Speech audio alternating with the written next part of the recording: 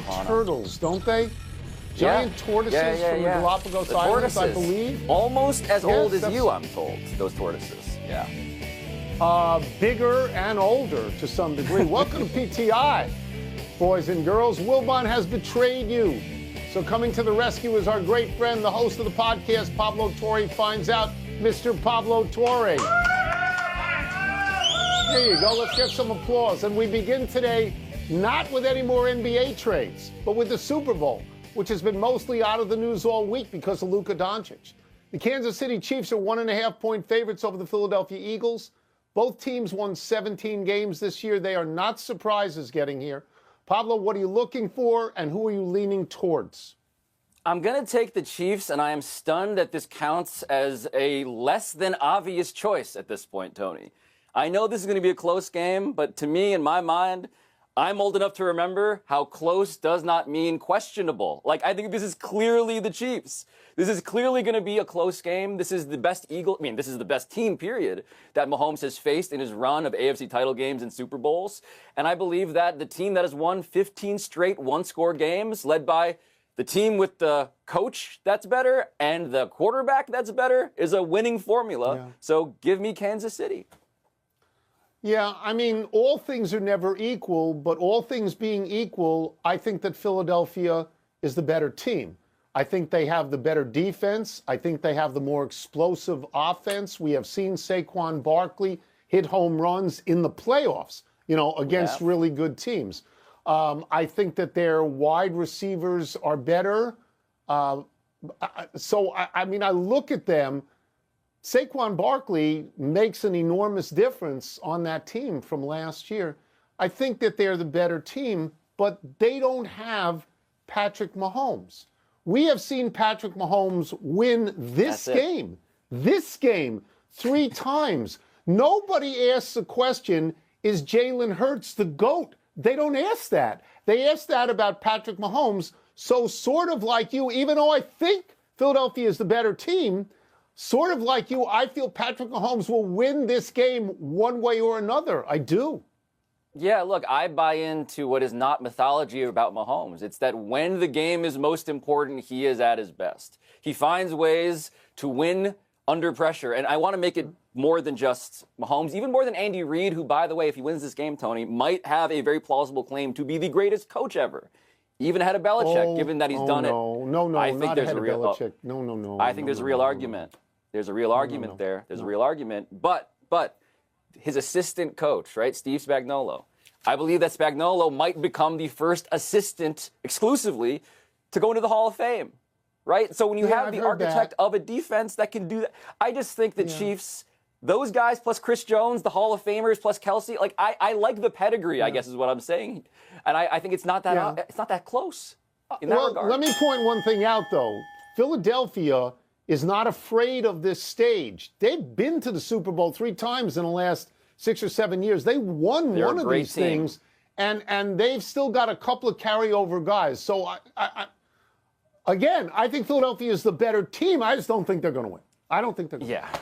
Yeah, I can hear Philly being very, very mad at me, and you, I think, at this point. But the vote for NFL MVP, Tony, there was a bit of a surprise there. Josh Allen topped Lamar Jackson, becoming the first player in 21 seasons to be named MVP without being named first-team All-Pro, an honor Jackson had earned. The same voters, by the way, determined both awards. So did Josh Allen, Tony, deserve to be named MVP over Jackson? Okay, so let me just say that on my ballot, if I'd had a ballot, I would have had 3 people clearly ahead of everyone else. I would have had Josh Allen, Saquon Barkley, and Lamar Jackson in alphabetical order. I would have voted for Saquon Barkley. He had a tremendous year, could have, maybe should have, more rushing yards in 1 year than anyone ever. Last year the Eagles collapsed towards the end of the season. They made one change. They got Saquon Barkley, and they did not collapse this year. But he also worked with the best offensive line in football, so he had help. Lamar Jackson has better numbers than Josh Allen. His touchdown to interception rate is better. His total amount of yards while rushing is better. But he had Derrick Henry. Derrick Henry is tremendous. You have to game plan for Derrick Henry, and I think that gives Lamar Jackson a certain amount of freedom. Josh Allen didn't have this stuff. He didn't have Pro Bowl wide receivers. He did not have running back threats. He did not have the best offensive line in football. So whatever Buffalo got, Josh Allen did that, and that's why I wouldn't have voted for him, but I'm okay with it. I'm okay with it. The three names you mentioned, I think you're right. That's the tier at the very top. Any of those guys, I'm not losing sleep. But I just want to discuss what the difference is between first-team All-Pro and MVP, because it's interesting, right? We've sort of isolated a variable here. What's the difference between being the best quarterback on the first-team All-Pro team versus the most valuable player? And it tells me, Tony, that MVP is more of a story award, right? Josh Allen won bigger games than Lamar Jackson in the regular season. Josh Allen came into the league criticized by all of the writers who ended up voting for him for MVP for being inefficient and inaccurate.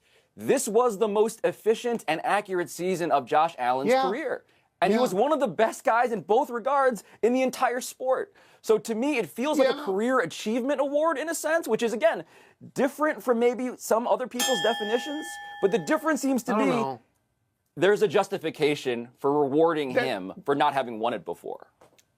That first-team All-Pro thing, the best quarterback is Joe Burrow, and the best player is Patrick Mahomes. So, I don't know how those work off each other. I mean, I'm okay with the MVP award. I'm okay. I don't want to vote. I don't want to vote. I want the sticker that says I voted. Now we move to the NBA and Luka Doncic. The Mavericks won last night without Anthony Davis. The Lakers won without Luka. That's not what we're here to talk about. We're going to talk about this choice. Which scene would you rather cover, Pablo? The Mavericks playing their first home game since the trade, that'll happen tomorrow, or Monday's Laker home game where Luka is targeting to be on the court? I love this question, this setup, because the question here is, where's the better story? And I'm tempted to go to Dallas. I'm really tempted because I think we've missed the forest and the trees when it comes to a fan revolution that is maybe now going to focus finally on the people who owned the team as opposed to the GM meat shield, who's been the guy we've all been criticizing for understandable reasons. But I get it. But I'm sending myself to LA. I'm sending myself to the Lakers. Yeah. Tony, I'm sending myself to see LeBron James, who just became the oldest and youngest person to have a game like the one he had last night, 40 plus, a zillion Over assists, 40, rebounds, all of it. Yes, I want to see that, and I want to see Luka in his debut. I want to see that because it's history and not just anger. So I don't think this is a close call. I think the answer is very obvious, and I base this on the fact that I used to be a sports columnist, and I might even have to face a choice like this. Where are you going to go? Luka's debut, that's wonderful to watch. That is an on-court story. That's an on-court story. We want to find out, how does he play with LeBron? What's his defense like? If he plays any defense, are they going to win? Those things aren't decided in the first game. No matter what happens here, in the first game, Luka's going to have 30, 35 more games there. So to me, you can drop in at any time. The first game where he's not there in Dallas is a one-shot. It is an off-court story. It is an in-the-stand story. The first game is when you are going to feel how much those fans feel betrayed and how much pain they have. That will diminish in the second home game. You got to be there for this one. You have to